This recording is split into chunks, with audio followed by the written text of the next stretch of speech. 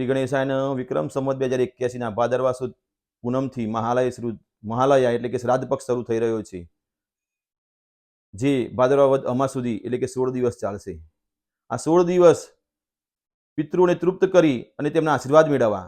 ગ્રંથોમાં કહ્યું છે કે સંતતિ એટલે બાળકો, સન્મતિ એટલે સારી બુદ્ધિ અને સંપત્તિ પિતૃઓના આશીર્વાદથી જ મળે છે.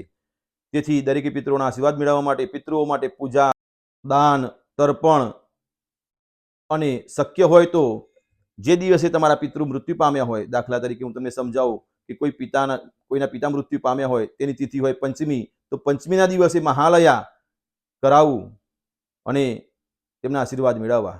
ગ્રંથોમાં ઉલ્લેખ છે કે આ દિવસો દરમિયાન પિતૃઓ વાયુ સ્વરૂપે પોતાના કુળની આજુબાજુ ભ્રમણ કરતા હોય છે.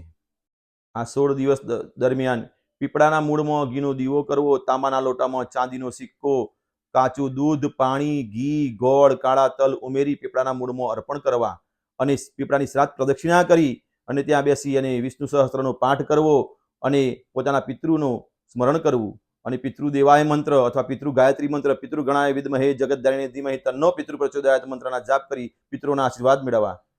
જય શ્રી રામ.